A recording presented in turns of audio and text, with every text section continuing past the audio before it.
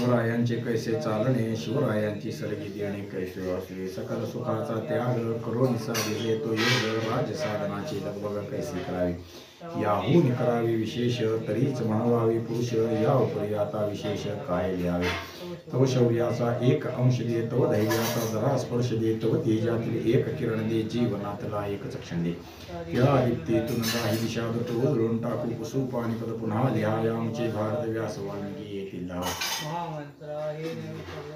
जयाच्या स्मृतीने जळेंदेंचे बाधा, नरे देश अवघा जयाच्या अभावी, शिवाजी जपो राष्ट्रमंत प्रभावी, पुंडई गौरदेव विठ्ठल श्री ज्ञानदेव तुकाराम ज्ञानेश्वर महाराज की जय, जगद्गुरु तुकाराम महाराज की जय, छत्रपती शिवाजी महाराज की जय, धर्मवीर संभाजी महाराज की जय, सद्गुरु योग महाराज की जय.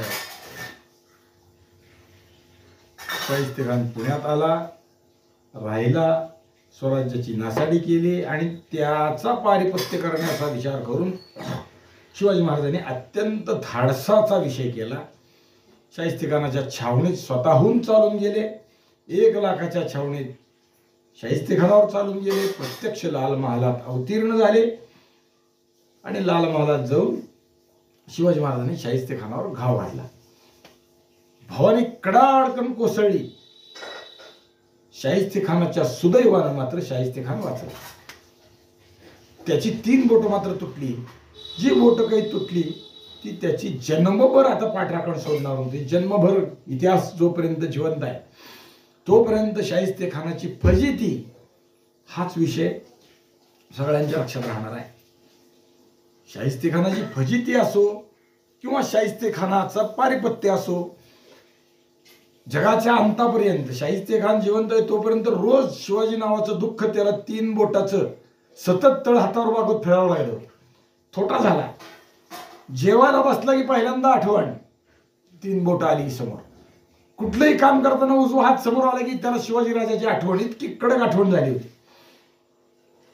आणि शिवाजीराजाने छापा घालून गनिमाला गनिमाला गनिमाला असं म्हणत तिथून पोवाडा केला, पळून गेले. लाल महालातून बाहेर पडले, स्वतःच दार उघडलं, गनीम गनीम म्हणून स्वतःच शिवाजीराजे आणि त्यांचे लोक सगळे त्यात सामील झाले गोंधळात आणि तिथून बाहेर पडले. इथपर्यंत काल आपण पाहतो. छावणीमध्ये लाखाच्या वर लोक असताना, 60 पेक्षा जास्त सरदार असताना हे घडलंच कसं, याच्यावर छावणीत चर्चा सुरू झाली. हे कसं काय घडलं, काय घडलं, असं अघटित कसं घडलं. अनेक गोष्टी, अनेक विचार छावणीत सुचायला लागले आणि या सगळ्याचा पारिपत किंवा विषय कुणीकडे आला, जसवंत सिंगाकडे आला. जोधपूरचा महाराजा, मारवाडचा राजा जसवंत सिंग. जसवंत सिंगानंच हे करून घेतलं. शिवाजीराजाला तो फितूर झाला. अशा विषयाने चर्चा सुरू झाली. वड्याचं तेल वांग्यावर निघालं. मुख्य राहिलं बाजूला, आपण गाफील राहिला, आपण लक्ष दिलं नाही किंवा आपण खाऊन झोपले. पण सगळ्या गोष्टीचं खापर मात्र जसवंत सिंगावर पडलं. महाराजा जसवंत सिंग हा याला दोषी आहे. कारण मोगलाईमध्ये हीच पद्धत, एक तर आपलं खापर दुसऱ्यावर फोडावं. जसं आता महसूल खात्यात असतं, काही चुकलं की कोणाला तर दुसऱ्याला तोफाच्या तोंडी द्यायचं, मोकळं व्हायचं अधिकाऱ्यांनी. तसं इथं झालं. जसवंत सिंगावर खापर फोडलं. त्यात 2 गोष्टी आहेत. जसवंत सिंग हा त्या अर्थाने औरंगजेबाचा विरोधक आहे. अंतर्गत मोगलाईमध्ये विरोधक म्हणजे काय, जसवंत सिंग हा दारा शिकोचा पाठीराखा होता.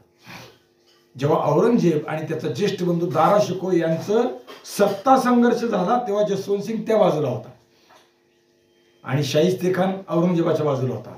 म्हणजे त्याचं अंतर्गत वैर आहेच. म्हणून जसवंत सिंगाचा विरोध. आणि सगळ्यात त्याहून महत्वाचा विषय जो आहे तो, बाकीचेही सरदार असतील कसतील पण मातब्बर असणारा जसवंत सिंगाला दोषी धरण्याचं कारण, जसवंत सिंग हिंदू आहे. कोण त्याची बाजू घेणार, कोण त्याच्या विषयाने बोलणार. कारण जसवंत सिंगचा पुढचा जो विषय आहे तो जसवंत सिंगावर सतत सतत मोगली दरबाराने अन्याय केला, त्रास दिला. जसवंत सिंगालाही काबूलच्या मोहिमेवर पाठवून दिला, तिकडच त्याचा अंत घडवून आणला. जसवंत सिंगाचा पोरगा म्हणजे त्याच्यावर किती हे करावं, मारवाडचा राजा त्याचा पोरगा, त्याला खिलत दिली औरंगजेबानं. कसली खिलत? विष लावलेली खिलत दिली. दरबारात मोहबानाचा पोशाख दिला, पण त्याला विष लावलं होतं. ते घातलं आणि तो काही क्षणात मेला. हे पुढच्या काळातलं सांगतोय मी. म्हणजे जसवंत सिंगावर पहिल्यापासून राग आहे. का? तो हिंदू आहे म्हणून, तो मारवाडचा राजा आहे म्हणून, तो मोगलात जरी चाकरीला असला तरी दारा शिकोच्या पक्षाचा आहे म्हणून. आणि इथं शाहिस्तेखानाला तेच जसवंत सिंगावर दोष ठेवला. नाक शत्रू कापून गेला म्हणजे कोणातरी राजपूत हिंदू नेत्याला धरायचं आणि त्याच्यावर खापर फोडायचं, अशा शाही सरदारात वहिवाटच होती. असंच त्यांचं घडत होतं. आतापर्यंत आदिलशाहीतली अशी कित्येक उदाहरणं आपण पाहिलेली आहेत. मुरारजगदेव, शहाजीराजे यांना त्रास देण्याचा किती काय थोडा प्रयत्न झाला. मोगलाईत तीच पडा. मोगलाईत थोडं आहे काय. स्वतः मिर्झा राजा जयसिंग औरंगजेबाच्या पक्षाचे आहेत, तरी सुद्धा मिर्झा राजा जयसिंगाला विष घालून औरंगजेबाने मारलं. दुसऱ्या तिसऱ्या माणसाकडून नाही. त्याचा मुन्शी, मिर्झा राजाचा मुन्शी उदयराज मुन्शी म्हणून होता. मुन्शी म्हणजे दिवाण. औरंगजेबाची मिर्झा राजाची सगळी उठ बस, पत्र लिहिणं करणं किंवा दिवाण म्हणून काम करणं, सगळं हाताखालचं सगळं काम तो पाहत होता. मुख्य का जसं पोरगा काम करतो त्याच्यापेक्षा जास्त जवळ होता उदयराज मुन्शी. आणि या उदयराज मुन्शीनंच मिर्झा राजाला विष घातला. विलक्षण आहे सर. का? हिंदू आहेत म्हणून. अनेक गोष्टींचा विचार मिर्झा राजांच्या बाबतीतला आहे. तसं आत्ता जसवंत सिंगाला मात्र दोषी धरलं. खरं तर जसवंत सिंगाला काहीही दोष नाही. काय दोष? केवळ हिंदू आहेत म्हणून एवढाच दोष. काय दोष? तर शिवाजी महाराज ज्या रस्त्यानं येणार होते किंवा आले आहेत लाल महालात, राजगडावरून पुण्यात आले, त्या रस्त्यात असणाऱ्या सिंहगडाच्या पायथ्याला बंदोबस्तासाठी 10,000ची फौज घेऊन हा जसवंत सिंग थांबलेला आहे. एवढाच त्याचा दोष. जिथं खुद्द शाहिस्तेखानाला कळलं नाही शिवाजी कुठून आला कुठून गेला, तिथं जसवंत सिंगाला काय कळेल? पायथ्याला असो नाही तर उशाला बसो. भगवान श्रीकृष्णाच्या पायथ्याला उशाला बसूनच सगळं प्राप्त होतं असं नाही. दुर्योधन गेला भेटायला आपल्याला ती माहित आहे. युद्धभूमीवरती आता सगळ्याचा निर्णय होणार, युद्ध अटळ आहे याची जाणीव झाल्यावर सैन्य वाढवण्यासाठी सगळे गेले. दुर्योधन गेला भगवान श्रीकृष्णाच्या पायथ्याला बसायला, पायथ्याला नाही म्हणत मी, भेटायला.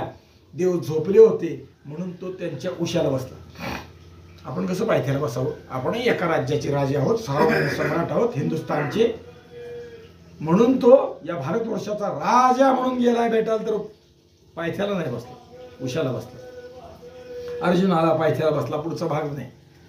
म्हणजे कुठेही काही असलं तरी शिवाजी महाराजांच्या पायथ्याला जरी बसलं, त्यांच्या सिंहगडाच्या पायथ्याला बसलं, तरी त्याला कळणं अशक्य आहे. कारण शिवाजी महाराज विलक्षण आहे. शिवाजी महाराज कळणं अशक्य आहे. त्यावेळेस कळले नाहीत, आजही कळत नाही. मात्र आम्हाला कळाले, पोरापेक्षा जास्त कळाले म्हणून लोक आता टेढ्या पेठे फिरतात. शिवाजी महाराज कळाले. एकेका गोष्टीत गुढ. कस्मादी गार्डा म्हणतो, शाहिस्तेखानाच्या गुप्त योजना काय ठरतात ते शिवाजी महाराजाला काही क्षणात कळतात. कसं कळतात? हे कळणं म्हणजे शिवाजी महाराज कळवून घ्या. शाहिस्तेखानाच्या छावणीतले लोक शिवाजी महाराजाला माहिती पुरवतात, मदत पुरवतात. तिथं त्यांचे मित्र आहेत, शिवाजी महाराजांचे मित्र आहेत. पण ते मित्र आहेत शिवाजी महाराजांचे कोणालाही जाणवत नाही, जाणवू देत नाहीत. किती बेमालूम काम करतात. 91 कलमी बखरीतला उल्लेख आहे, मी काल परवा दोनदा सांगितलं. शाहिस्तेखानाला फुलं पुरवणाऱ्या, लाल महालापाशी बागकाम करणाऱ्या, तिथं जे काही काम आवश्यक आहे, फुलांचा विषय आहे, ते सगळं करणाऱ्या एका माळ्याने तिथली माहिती पुरवल्याचा उल्लेख 91 कलमी बखरीत आहे. आता त्याच्यात इतिहास संशोधकात, अभ्यासकात मतभेद असतात. हे नंतरचं आहे, काळातलं आहे, उशिराच्या काळातली बखर आहे, त्यातला किती विश्वासार्ह भाग आहे नाही, खूप अभ्यास करता येतो. करतात, मांडतात, मतं मांडतात. कधी कधी मांडलेली मतं 20 वर्षानं पुसली जातात, त्याचे नवीन संदर्भ मिळतात. त्या माळ्याचा मेवणा शिवाजी महाराजांपाशी नोकरीला होता आणि त्यामुळं त्यांचं दळणवळण चालत होतं, असं 91 कलमी बखरीत लिहिलेलं आहे. सविस्तरात लिहिलाय. म्हणजे ती पुढे तो विषय आपण करणार आहोत, कोणच्यात काय संदर्भ आहेत, कसे आहे. पण इथं विषय आहे, शिवाजी महाराज गुप्ततेचा विचार करीत असताना आपली वार्ता लोकांना कळू देत नाहीत. लोकांची वार्ता मात्र बित्तम बातमी काढतात. शेजारून निघून गेलं तरी कळत नाही. कारतलब खानाला कुठं कळलं शिवाजी महाराज शेजारी येऊन बसलेत म्हणून? अफजल खानाला कुठं कळलं शिवाजी महाराज शेजारी येऊन बसलेत म्हणून?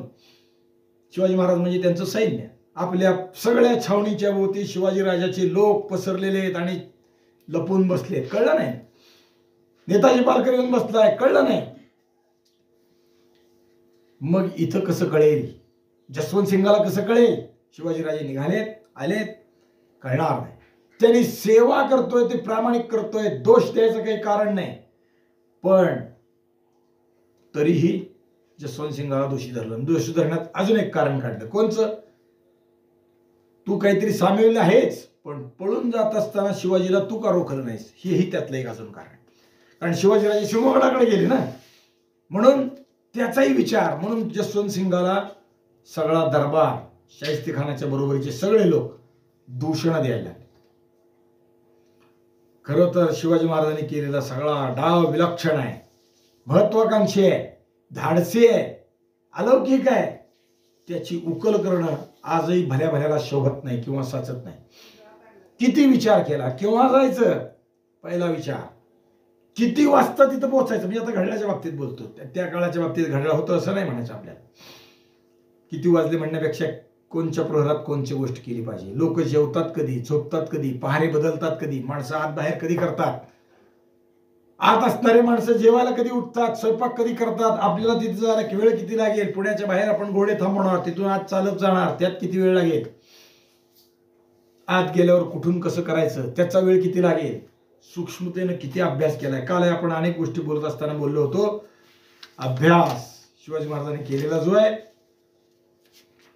काय काय केलं, काटेकोर योजना करताना अभ्यास केला, तर्क केला, निरीक्षण केलं, काळ, काम, वेग याचं प्रमाणबद्ध विवेक जागा ठेवला. प्रत्येक गोष्टीचं किती चिंतन केलं असेल, किती गोष्टी केल्या, 1000 वेळा करून पाहिला असेल. इथून तिथं जायचं आहे, किती वेळात पोहोचलं पाहिजे, लाल महालात किती पावलाचं अंतर आहे, ते अति जलद गतीनं कसं सोचलं पाहिजे, आत काय होऊ शकतं, काय झालं पाहिजे, लोक कुठं उभारले पाहिजेत, प्रत्येक गोष्टीचा विचार. कोण आत बरोबर यायचं, नुसतं कोण आत यायचं नाही. लष्कराच्या बाबतीत आपण जेव्हा पाहतो तेव्हा लष्कर पुढे जात असतं, त्याला कव्हर करायची कामगिरी करणारी दुसरी तुकडी असते. तसं शिवाजी महाराजांना कव्हर कोणी करायचं, याचा अर्थ अंगरक्षण कोणी करायचं.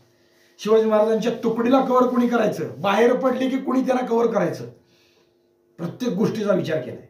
बरं, आत गेले, आत जाताना महाराजांबरोबर आत महालात कोणी जायचं, बाकीच्यांनी कुठं थांबायचं, बाकीच्या पहाऱ्या देवडे कोणी कापायच्या, किती विचार केलाय. नुसतं तेवढं नाही, त्या नगारखान्यात झोपलेले लोक उठून नगारे वाजवायला सांगितले, आतला गोंधळ बाहेर ऐकू जाऊ नये म्हणून नगारे वाजवायला सांगितले. आवेळी नगारे नुसते वाजले म्हणजे लोक जागे होतील. पण शिवाजी महाराजांनी तिथेही विचार केलाय. बादशाहच्या वाढदिवसाचा काही समारंभ चालू होता आणि त्यानिमित्त काही दिवस नगारे वाजवण्याची म्हणजे आज्ञा होती, मुभा नाही, आज्ञाच होती. आणि लोकांना अवेळी नगारे वाजले, त्याचं पहिल्यांदा काही कळलंच नाही. नंतर जेव्हा लक्षात आलं तेव्हा गोंधळ झाला. नगारे वाजवा, उठा, वाजवली. म्हणजे प्रत्येक गोष्टीत किती त्यांनी काम केलंय शिवाजी महाराजांनी.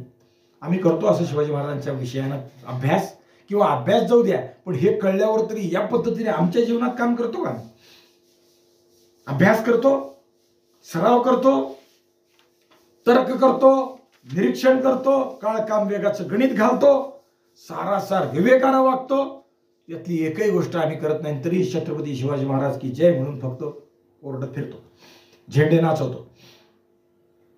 एवढ्या गोष्टीचा अभ्यास केला म्हणजे मग शिवाजी महाराज आचरायला कळायला सुरुवात होते, मग आचरायला यायला लागतात. हे केलं पाहिजे, याच्यासाठी शिवचरित्राचं चिंतन पाहिजे. शिवाजी महाराज एवढं सोपं नाही. आता त्यांचा पुढचा विचार, गर्दीत मिसळून पळून गेले इथपर्यंत झालं, तो दोषी पण ठरला. कोणालाही त्या रात्रीच्या अंधारात पत्ता लागला नाही शिवाजी महाराज कुठे गेले. आपल्याकडे दुसरी एक कथा प्रचलित आहे. त्याच्या सत्यता असत्यतेबद्दल काय असेल ते असो, आलेले कळले नाही, गेलेले कळले नाही, कळणारच नाही. मोगली गोंधळ म्हणजे हा. शिवाजी महाराजांचं आचरण करायचं म्हणजे काय? डॉक्टर अब्दुल कलाम आपल्या भारताचे राष्ट्रपती होते. ते म्हणते त्याची आधी ते काय होते? ते संशोधक होते आणि ते अभ्यास करीत होते. कशाचा? अण्वस्त्राचा. अण्वस्त्राची निर्मिती तयार केली, पण याची चाचणी घेणं गरजेचं आहे. घेतली पाहिजे. कुठे घ्यायची? सगळी तयारी केली. पण भारतावर आणि सगळ्या जगावर जगाचा फौजदार म्हणून अमेरिका लक्ष ठेवते. जगाचा फौजदार म्हणतात सध्या त्या. कोणी काय करावं, कोणी काय करू नये, कोणी खावं, कोणी खाऊ नये, कोणत्या देशाशी व्यवहार करावा अमेरिका ठरवते. तसं लोक चालतात. आता भारतावर करडी नजर होती. भारताच्या अण्वस्त्राची तयारी झाली हेही माहित होतं. तुम्हाला माहित नसेल तर सांगून ठेवतो. भारताच्या आधी पाकिस्ताननं अण्वस्त्राची निर्मिती केली, कारण त्यांना दुसऱ्या राष्ट्रांनी मदत केली. ही भारताला वार्ता कळाली. भारताने त्यासाठी प्रयत्नशील केले. कसं केलंय, काय केलं, याच्यासाठी अभ्यास केला. आपल्या भारताचे सध्याचे सुरक्षा सल्लागार काय ते गुप्तहेर यंत्रणेचे मुख्य अजित डोवालांनी त्यावेळेस त्यांना त्या वार्ता कळल्यावर पाकिस्तानात जाऊन राहणं केलं. या सगळ्या अण्वस्त्राच्या निर्मितीची कथा कशी आहे पाकिस्तानची, कुठून काय केलंय, कसं त्याचं अध्ययन आहे, काय केलंय, खरंच ते केलंय का नाही, सिद्धता, याचीच अभ्यास केला. गुप्त बातम्या काढल्या. कशा गुप्त बातम्या काढल्या? अहो, त्या अण्वस्त्र केंद्राच्या बाहेर असणाऱ्या बंदोबस्तात आज जायला व्यवस्थेला सोपं नाही. कुणालाही सोडत नव्हते, ठराविक लोकांशिवाय, त्यांचा पास असल्याशिवाय. तिथपर्यंत जाऊन भेद केला. किती अभ्यास केला, किती निरीक्षण केलं, शिवाजी महाराजांचा कसा कसा तो अभ्यास केलाय पाहायसारखा आहे. तर्क किती केले. अण्वस्त्र केंद्राचे मुख्य ज्यांनी या अण्वस्त्राची सिद्धता केली ते संशोधक पाकिस्तानचे, काय त्यांचं नाव असेल ते कुठून कुठं जातात, घरी कधी जातात, बाहेर कधी येतात, आत कधी जातात, याचा अभ्यास केला. ते मुख्य आहेत. अण्वस्त्राच्या बाबतीतला अभ्यास केला. ते अण्वस्त्र निर्मिती करीत असताना शरीरावर त्याचे किरणोत्सर्गाचे परिणाम होतात, म्हणून ते आपल्याला मिळाले पाहिजेत. कसे मिळाले पाहिजेत? ते दर महिन्याला न्हाव्याकडे हजामतीला जातात. त्या न्हाव्याकडे वॉच ठेवला. न्हाव्याकडे जाऊन अजित डोवालांनी ते केस कापून गेल्यावर त्यांचे केस मिळवले. न्हावी टाकून देतो उखंड्यात ना, ते कुठं टाकतोय, काय टाकतोय त्याचा विचार करून तेवढे केस मिळवले. ते केस भारतात पाठवले आणि भारताला कळलं की हे अण्वस्त्र सिद्ध झालंय अमेरिका. त्याच्या जर अण्वस्त्र सिद्धता झाली तर आपलं काम गतीनं झालं पाहिजे, आपलं पूर्तता झाली पाहिजे, आपली चाचणी सुद्धा त्यांच्या आधी झाली पाहिजे. म्हणून भारतात त्यांची निरोप गेली. दुर्दैवाने त्यावेळेसचे पंतप्रधान भारताचे या विषयाची नव्हते. हे अण्वस्त्राचं काम पाकिस्तानचं थांबलं पाहिजे, ह्याच्यासाठी जे करायचं ते डोवालांनी केलं. सरळ भारत त्याच्यावर काही करू शकत नाही. दुसरं राष्ट्र घालतो, त्याची मदत करा तुम्ही. केले नाही. अण्वस्त्राचे तळ उडवण्याचा विचार केला होता डोवालांनी त्यावेळेस. पुढे निर्मिती संपली असती सगळी, पण त्यावेळेसचे भारताच्या पंतप्रधानांनी ते केलं नाही, मदत दिली नाही. आहे पाकिस्तान काय, त्यांनी काय करावं, आपला काय विषय नाही करायचं, नको असा विचार केला. डोवालांनी जीव धोक्यात घातला, राष्ट्रासाठी काम केलं. डोवालांचा आदर्श छत्रपती शिवाजी महाराज आहे. अभ्यास, सराव, तर्क, निरीक्षण या सगळ्या गोष्टीचं संमिश्रण म्हणजे डोवाल. मी राष्ट्रपती आपले असणारे अब्दुल कलाम त्यांचा विचार बोलत होतो. जेव्हा भारताने अण्वस्त्र सिद्ध केलं, इंदिरा गांधींच्या काळात पहिल्यांदा त्याची आणि बुद्ध हसला म्हणून ती चाचणी यशस्वी झाली, पहिली सुरुवातीची. त्यानंतर दुसऱ्यांदा अटल बिहारी वाजपेयी या देशाचे पंतप्रधान असताना दुसऱ्यांदा चाचणी घेतली. त्यावेळी अब्दुल कलाम हे संशोधक होते आणि ते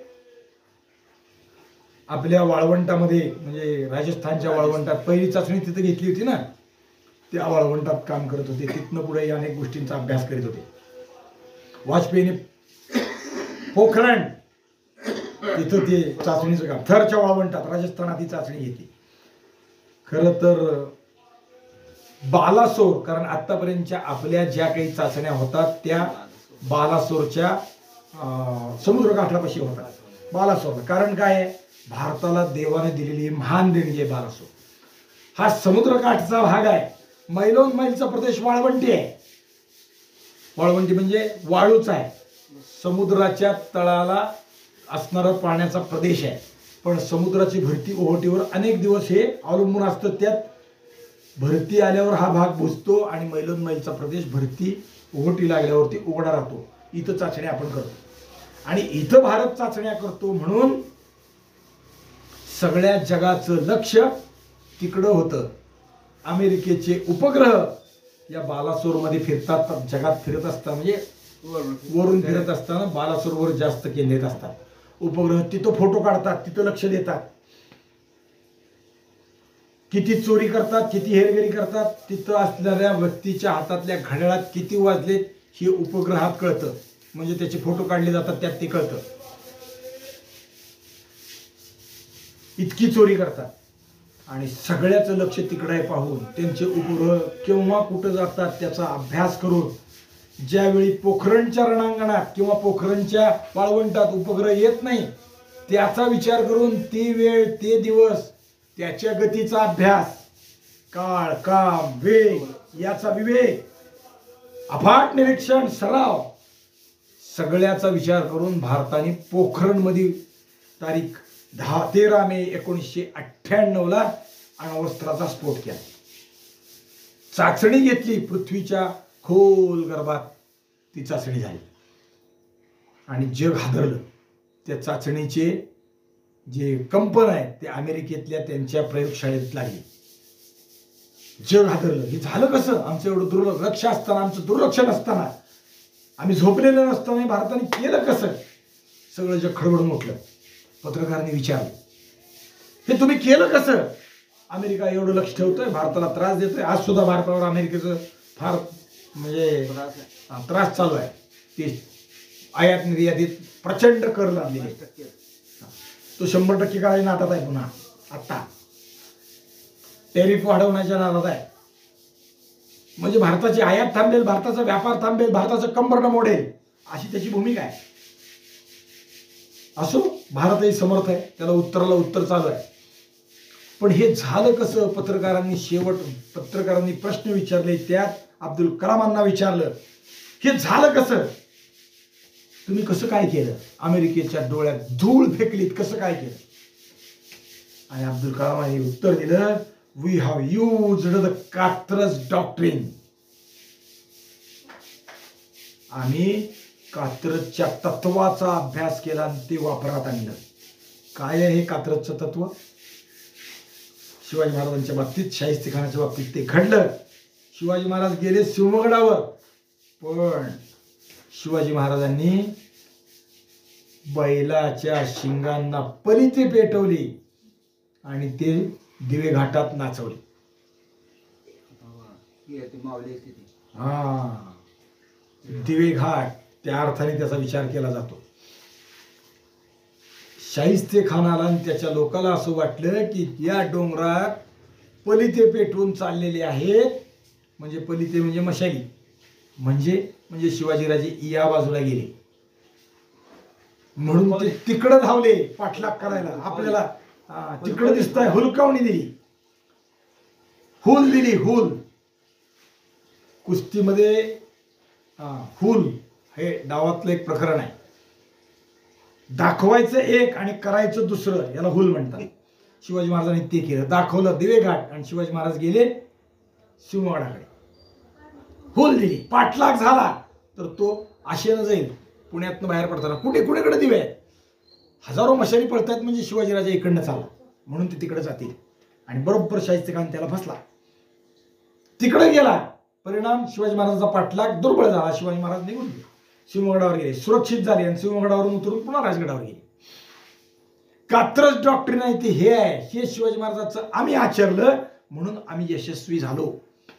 शिवाजी महाराजांचं आचरण केलं तर जग अजूनही आश्चर्यचकित होतं. त्यावेळेस होईल ते होईलच. शिवाजी महाराज स्वतः केलेलं आहे, आश्चर्यचकित होण्यात काय विशेष नाही. विशेष आहे नाही असं नाही, पण आत्ता सुद्धा आचरण केलं तर आम्ही कसे यशस्वी होऊ शकतो याचं मूर्तिमंत उदाहरण म्हणजे भारताचं पोखरण प्रकरण आहे. आमची पृथ्वी, नाग, अग्नी, ब्रह्मोस ही सगळी क्षेपणास्त्र टेस्ट श्रीहरिकोटा मद्रास जवळ आहे, तिथं तेच करतो आम्ही. त्याची तिथं होते, पण त्याला सगळ्या जगाला भ्रमित केलं आणि आम्ही ते जिंकलो. आता मात्र खापर जसवंत सिंगावर फुटलं. तूच याला सामील झाला. निष्ठेने वागणारा जसवंत सिंग फितूर म्हणून घोषित झाला.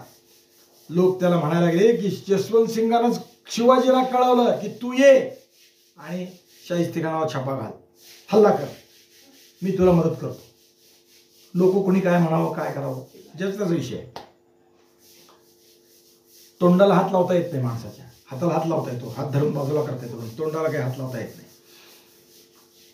खानाच्या लष्करात एकटा जसवंत सिंगच नव्हता. कितीतरी खान होते, राजपूत सरदार होते, मराठा सरदार होते.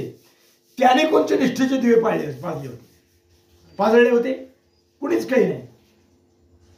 जसवंत सिंगासारखे इतरही बंदोबस्त करणारे होते ना, तरी सुद्धा त्यांना कोणाला दोषी धरला नाही. दोषी जसवंत सिंगाला धरलं का?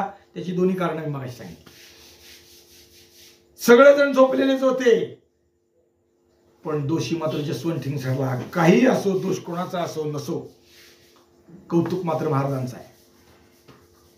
कर्तृत्व मात्र महाराजांचं आहे. अलौकिकपणा महाराजांचा आहे.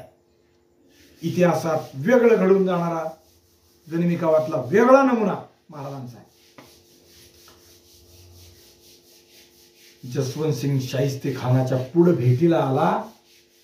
सगळ्या छाप्यानंतर तो भेटायला आला तेव्हा जसवंत सिंगाची शाहिस्ते खानानं मात्र खरडपट्टी काढली, वाकडं तिकडे बोलवलं, दोष दिला. खानाच्या कुटुंबात अतिशय रडारड चालू आहे, भयंकर रडारड चालू आहे. का? स्वाभाविकच होतं, त्याच्या घरात ते लोक मेले होते. पोरगा मेला, 2 जखमी झाले, 2 बायका मेल्या. आणि अजून एक गोष्ट घडली की ज्याच्याबद्दल जहांआरा म्हणजे औरंगजेबाची एक बहीण आणि जाफर खानाची बायको पण शिवाजीराजांना दोष देते. एवढ्या गडबडीत शाहिस्ते खानाची एक पोरगी मात्र गायब झाली. काही लोकांचं म्हणणं गायब झाली, काहींचं म्हणणं नाही. काही मुसलमान इतिहासकार शिवाजी महाराजांच्या लोकांनी ही पोरगी पळवून नेली असं म्हणतात, पण शिवाजी महाराजांच्या बाबतीत हा गोष्ट खरी नाही. एक पोरगी गायब झाली एवढं खरं असेल, कुठं गेली माहित नाही, इतिहासात त्याचं उत्तर नाही. गायब झाली एवढं मात्र काही ठिकाणी नोंद आहे, पण शिवाजी महाराजांच्या लोकांनी तिला पळवून आणली हे मात्र खोटं. कदाचित ती तलवारीच्या तडाख्यात कुठेतरी मेली असेल, कुठेतरी पळून गेली असेल, कुठेतरी लपली असेल, लपलेल्या ठिकाणीच घाबरून मेली असेल, काय झालं माहित नाही. पण एक तेवढी मात्र गडबड झाली. बायकांवर हात उचलणं शिवाजी महाराजांची नीती नाही, न्याय नाही. मी म्हणजे स्त्री आणि बालकांवर हत्यार उचलत नाही, ही महाराष्ट्र भूमीची जी भूमिका आहे ती शिवाजी महाराजांची भूमिका आहे. त्यांनी कधी उचललेलं नाही. शरणागताला, स्त्रियाला आणि बालकांना शिवाजी महाराजांच्या राज्यात अभय. शिवाजी महाराजांनी कुणालाही मारलं नाही, इथंही कुणाला मारलं नाही. केवळ दुर्विलासानं अंधार झाला. क्षमादान जर चालू असती तर शिवाजी महाराजांचा हात कुणाला लागला नसता. अंधारात ज्या सावल्या आल्या पळाल्या त्या तलवारीच्या तडाख्यात सापडल्या, ते गेले. त्याची रडारड इथे चालू आहे. झालेला प्रकार इतका भयानक आहे की खुद्द शाहिस्ते खान शूर आहे, योद्धा आहे, सेनापती आहे, औरंगजेबाचा मामा आहे, दक्षिणेचा सुभेदार आहे, तोही घाबरून गेला, भयानक घाबरला. मर्द असणारा शाहिस्ते खान घाबरला. शिवाजी हे काय प्रकरण आहे, नुसतं प्रकरण नाही, हे भयंकर गूढ आहे असं त्याला वाटायला लागलं. त्यालाच काय सगळ्यांना तसंच वाटायला लागलं आणि त्याच्या पायी कंड्या अफवा सुरू झाल्या. काय? शिवाजी महाराज दिल्लीपर्यंत त्याच्या वार्ता सुरू झाल्या. चेटूक करता येतं शिवाजी महाराजांना, चेटूक करता येतं शिवाजी महाराजांना, गुप्त होता येतं. अष्टसिद्धी आपल्याकडे आहेत ना, त्यातली गुप्त होणं, पाहिजे तिथं प्रगट होणं. शिवाजी राजा पंख आहे, उडत जातो. शिवाजी राजा सैतान आहे. कसल्या कल्पना डोक्यात शिवाजी महाराजांच्या बाबतीत त्याच काळात झाल्या पहा. 300-350 वर्षापूर्वीचा काळ. आज वैज्ञानिक गोष्टीने लोक सिद्ध असतात तरी सुद्धा अनेक गोष्टी डोक्यात एकदा पक्क्या झाल्या की या माणसाला काहीतरी भयानक येतं रे बाबा, आपण यापासून लांब राहा. चेटूक करतो, जारण मारण करतो, करणी करतो, याला काहीही करता येतं, याला विद्या प्राप्त आहे आज असं वाटतं. त्यावेळेस तर विज्ञान युग नव्हतं अजून. त्यावेळेस लोकांना कसं वाटत असेल शिवाजीराजाबद्दल काय काय. उडता येतं, गुप्त होता येतं, पाहिजे तिथं प्रगट होता येतं, तो सैतान आहे, चेटूक करतो, पंख आहे, हवेतून येतो, भूमीत गुप्त होतो. किती संकल्पना, किती गोष्टी झाल्या असतील. शाहिस्तेखानाला काय काय वाटलं असेल. पण हे सगळा जे आहे ते छत्रपती शिवाजी महाराजांचा गनिमी काव आहे. एकच शब्द याला उत्तर आहे. त्याला कळेना हे घडलंच कसं, घडलंच कसं, घडलंच कसं. पण आता त्याने इतकी भीती घेतली किंवा दहशत झाली, दहशत खाल्ली की आता जास्तीत जास्त लवकर इथून उठायचं आणि कूच करून औरंगाबादला निघून जायचं त्यांच्यावर.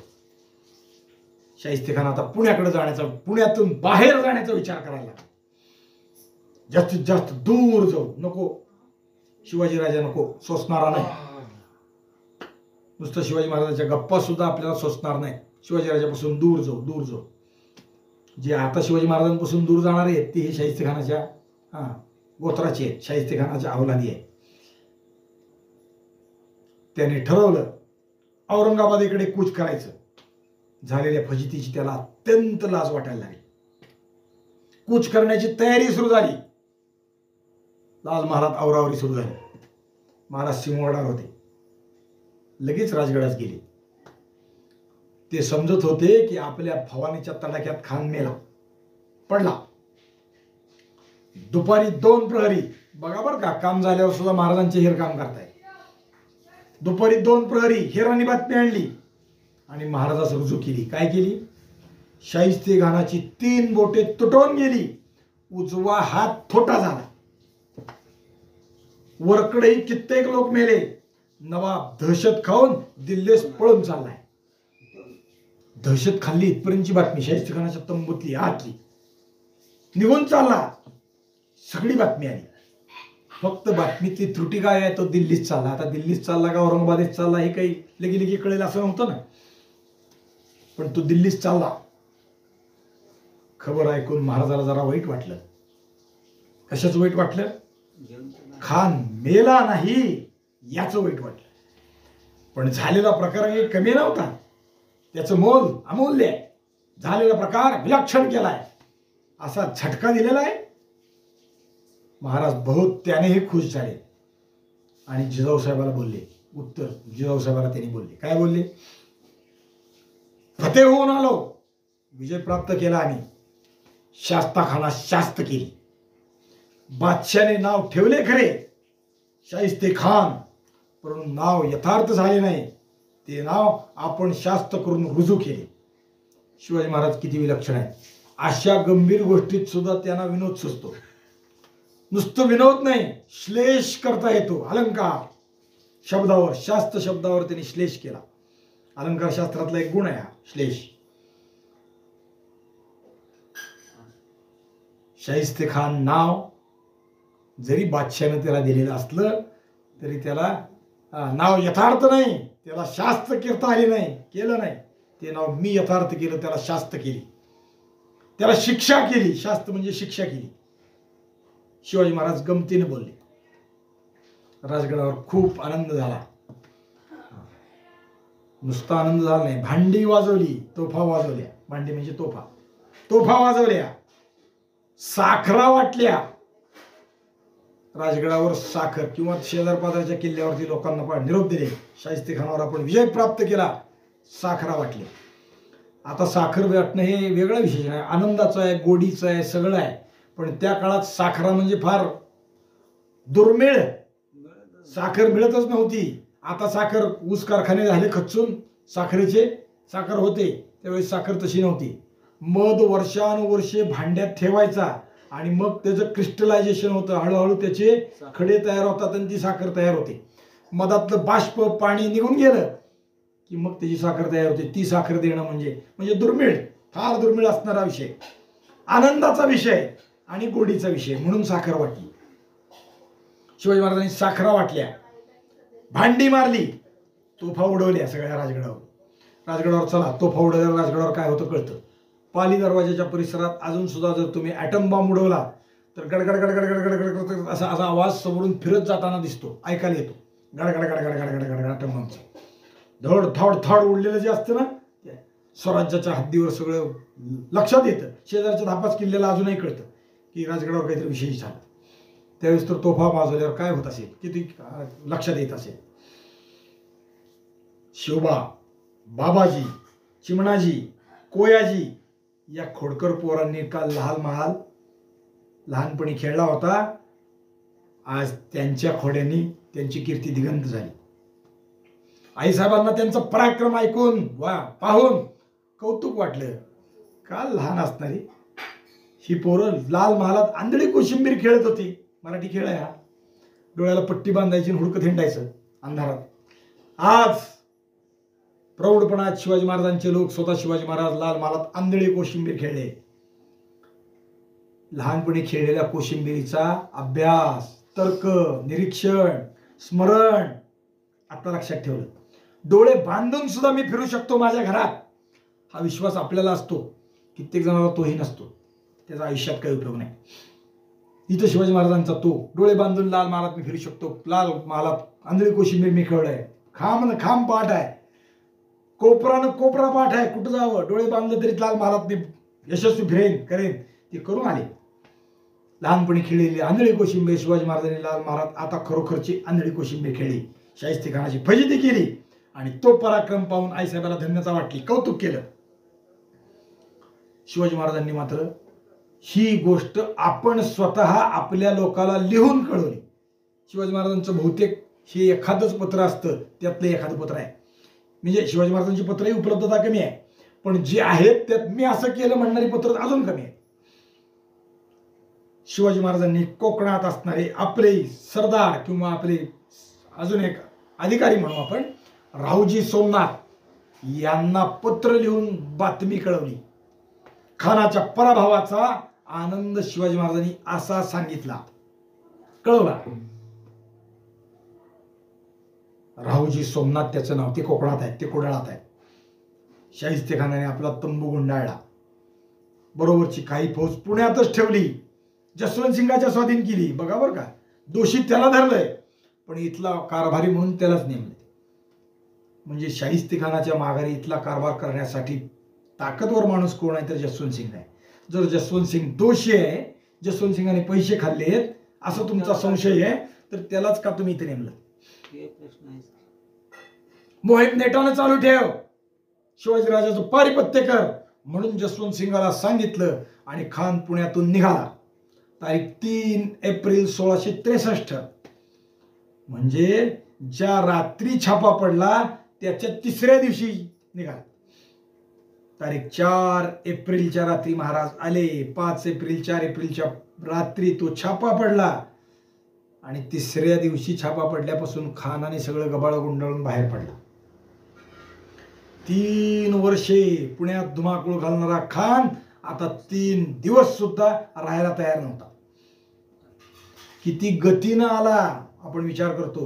चाकण, सुप किंवा नगर, औरंगाबादवरून येतानाचा सगळा प्रवास आणि इथून निघताना 3 दिवसात चंबू घोडावळ गुंडाळले. निघाला माघारी. 1 लाख फौजेचा हा मातब्बर सुभेदार सुभा बोटे फुंकीत फुंकीत औरंगाबादकडे निघून गेला. 3 वर्षाची केलेली मोहीम एका रात्रीत महाराजांनी मातीत घालून टाकली. महाराज असे आहेत, कमीत कमी फौजेनिशी कमीत कमी वेळेत, कमीत कमी फौज म्हणजे किती घेतले? 2000 400 बरोबर, 400 त्यातल्या 2 तुकड्या 200 बरोबर, त्या 200तल्या अजून महालात किती बरोबर असतील पहा. 8-10 एवढ्या माणसांशी, म्हणजे 200 धरा, हरकत नाही लाल महालात प्रवेश करेपर्यंत 200 धरा. अवघे 400तले 200 चिमणाजी आणि 200 महाराज. आत जाताना किती? कमीत कमी वेळेत. किती वेळ? अगदी आपल्या हिशोबात नवीन काळाच्या गणितात नाही 1 तास धरा ना, लाल महालात प्रवेश करायचा आणि लाल महालात जाऊन ती बारडं चिरून कटेरीने आत जायचं. इथपर्यंतचा विचार करा. शाहिस्तेखानाला मारायचं. वेळ किती? अवघा अर्धा तास. तेवढ्या वेळे 1 लाख फौजीचा 3 वर्षाच्या मोहिमेचा सडकून पराभव म्हणजे छत्रपती शिवाजी महाराज. हे कळलं की शिवाजी महाराज कळले. संपूर्ण पराभव. 3 दिवसात शाहिस्तेखानाने तंबू गुंडाळला आणि माघारी निघाला. यावेळी दिल्लीत कडक उन्हाळा आहे. आपल्याकडे एप्रिल आहे, तिथंही एप्रिल आहे. दिल्लीत एप्रिलचे दिवस म्हणजे उन्हाचे प्रचंड असतात. आपल्याकडे थोडं एप्रिल मे सुरू झाला की वळीव विळीव येतो, त्यामुळे कमी जास्त होतं. मे मध्ये ऊन असतंच, पण यावेळी दिल्लीत मात्र उन्हाळा आहे आणि उन्हाळा येतोय पुढचा मे महिन्याचा. आणि म्हणून दिल्लीचा बादशाह औरंगजेब उन्हाळ्यासाठी दिल्लीत राहायला त्रास होतो म्हणून काश्मीरला निघालेला आहे. दरवर्षी तो काश्मीरला जाऊन राहायचा. हल्ली नाही का लोक 2-4 दिवस महाबळेश्वरला जाऊन राहतात तसं, किंवा मुंबईचा गव्हर्नर महाबळेश्वरात येऊन राहतो. पूर्वी होतं महाबळेश्वरात, म्हणजे महाराष्ट्र राज्य सरकारचा गव्हर्नरचा बंगला आहे, अजूनही आहे, अजूनही येतात. काश्मीरला निघाला होता. काश्मीरच्या रस्त्यात वाटेत असतानाच हा औरंगजेब निघाला दिल्लीतून, आणि वाटेत असतानाच मामाच्या फजितीची सगळी कथा त्याच्यापाशी जाऊन पोहोचली. आजच्यासारखं व्हॉट्सअप नव्हतं, लगेच्या लगे बातमी नाही. ही बातमी जायला मात्र 1 महिना लागला, इथून बातमी तिथपर्यंत जायला. त्यावेळी डाकची पद्धत होती. सरकारातून रोज निरोप जायचा, पत्र जायची, ती पुढं पुढं जायची. माणूस प्रत्यक्ष जाऊन पत्र दिल्याशिवाय, बातमी दिल्याशिवाय होत नव्हतं. तारीख 8 मे 1663 औरंगजेबाला ही वार्ता कळाली, रस्त्यातच कळाली, आणि औरंगजेब भयंकर रागावला. साहजिकच आहे रागावणं. एवढी अफाट फौज, पैसा, युद्ध साहित्य मामापाशी असून काहीच घडलं नाही. 3 वर्ष युद्ध करून काहीच घडलं नाही. काय मिळालं? 1 चाकण, 2रा परांडा, 3रा कल्याण. बाकी काही 3 वर्षाचं फलित नाही. त्यातला परांडा आदिलशाहीचा आहे. हे 2 किल्ले शिवाजी महाराजांचे. हे केव्हा परत जातील सांगता येत नाही. शेवटी काय झालं? एवढी माणसं आहेत, एवढं युद्ध साहित्य आहे, एवढा पैसा आहे, तरी झालं काय? मामाचा पराभव झाला. नुसता पराभव नाही, 3 बोट तुटली. म्हणे तो कसा आला कळलंच नाही, समजलंच नाही. मूर्खपणा. मुठभर डोंगरी उंदराने म्हणे आमच्यावर हल्ला केला आणि आता आम्ही औरंगाबादेकडे धूम पळालो. औरंगजेबाचा अगदी तिळपापड उडाला. दिल्लीच्या चौपट उन्हाळा त्याच्या मस्तकात रणरण करायला लागला. किती आग धुमसली असेल. काश्मीरला चाललाय थंड हवेच्या वातावरणात, दिल्लीत ऊन आहे म्हणून, आणि त्याच्यापेक्षा चौपट आग डोक्यात उसळली. पण आता 600 कोसावर हात चोळून उपयोग काय?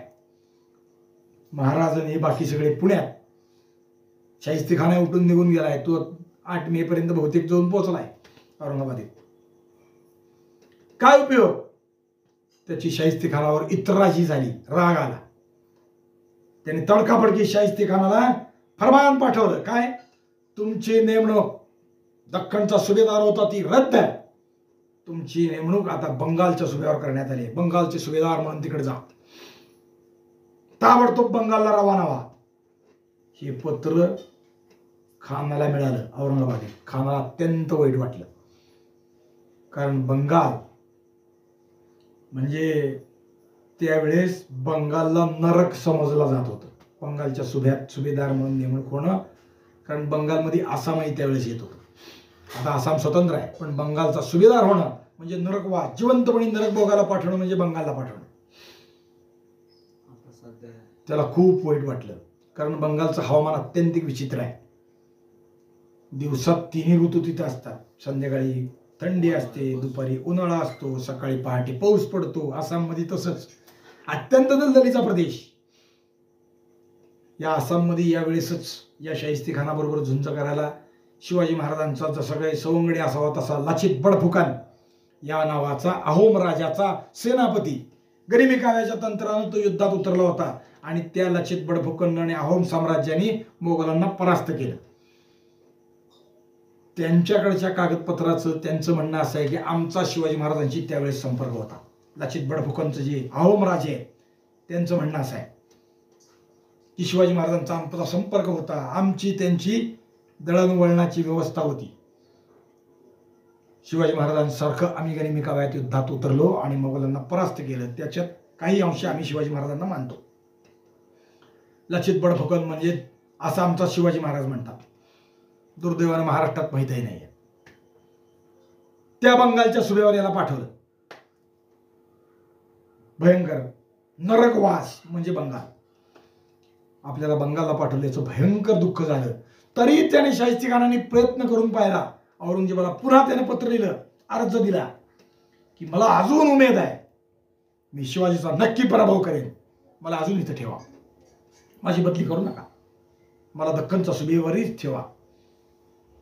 औरंगजेबानं मात्र काहीही ऐकलं नाही.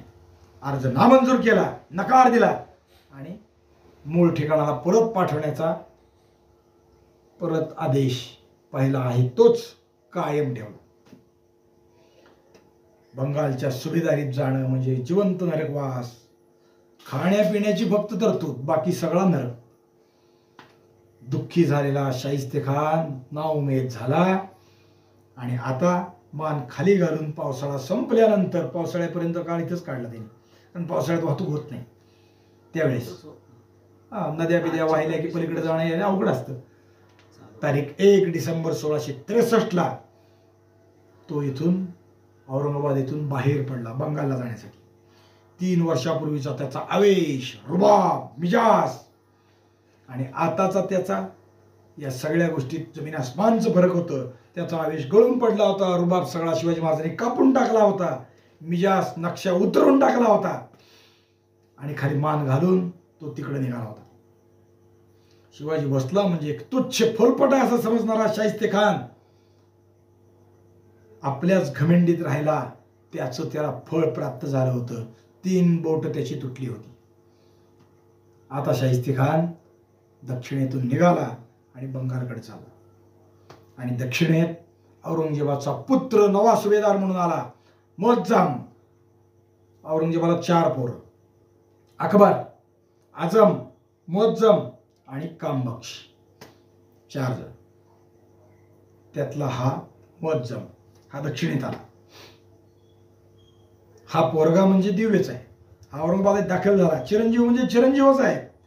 हे रंगराव आहेत, रंगेल आहे. खाना पिना, मजा करना, शिकार मारना, एवढंच यांचं आयुष्य.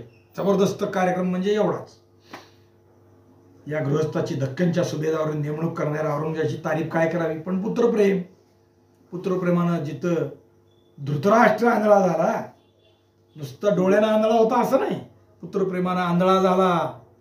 पांडवांच्या विरुद्ध अधर्म केला. द्रौपदीची विटंबना होत असतानाही मुकाटपणाने पाहत राहिला म्हणजे डोळे नसताना पाहत राहिला नाही. बुद्धीला कळत होतं ना हे होत आहे ते चुकीचं आहे, समजत होतं, तरी थांबवलं नाही. हा आंधळेपणा आहे. पुत्रप्रेम आडवं आलं. इथं औरंगजेबालाही पुत्रप्रेम उफाळून आलं आणि त्याने या अशा आता रंगरावी करणाऱ्या, रंगेल असणाऱ्या पुत्राला दख्खनचा सुभेदार म्हणून पाठवलं. जसवंत सिंगाला पुण्यात ठेवलंच होतं, पण काय करावं हा त्या जसवंत सिंगापुढे प्रश्न होता. मी काय करायचं आहे. शाहिस्तेखान निघून गेला. आता दख्खनचा सुभेदार म्हणून मुअज्जम जे सांगेल ते तू कर. मुअज्जमनं त्याला फक्त तू इथंच राहा म्हणून सांगितलं. पुढं काही फारसं या दोघात झालं नाही. या दोघाचं पुढं बिघडलं. पुढचा विषय पुढं जसवंत सिंग गवळा गुंडून तोही निघून गेला. हा पुढचा विषय झाला. पण पुत्रप्रेमानं आंधळा झालेल्या औरंगजेबानं मुअज्जमला दख्खनचा सुभेदार म्हणून पाठवलं. एवढं मात्र नक्की झालं. बाकी खूप गोष्टी आहेत, खूप विचार करण्यासारखं आहे. शाहिस्तेखानाच्या मोहिमेचं फलित काय. 3 किल्ले मिळाले, 2 किल्ले मिळाले, पण पराभव मात्र जगाच्या वेशीवर टांगला गेला. शिवाजी महाराजांचं फलित काय. शिवाजी महाराजांची कीर्ती जगभर गेली. स्वराज्यात धुमाकूळ घालणारा शाहिस्तेखान उठून निघून गेला. हे सगळ्यात मोठं फलित. यश जगभर डंका वाजवीत राहिलं.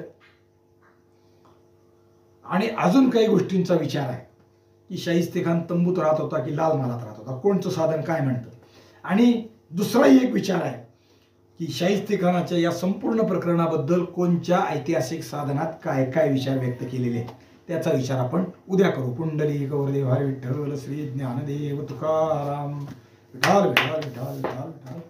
पुंडलिक गौरदेव हरी विठ्ठल श्री ज्ञानदेव तुकाराम माऊली ज्ञानेश्वर महाराज की जय. जगद्गुरु तुकाराम महाराज की जय. छत्रपती शिवाजी महाराज की जय. धर्मवीर संभाजी महाराज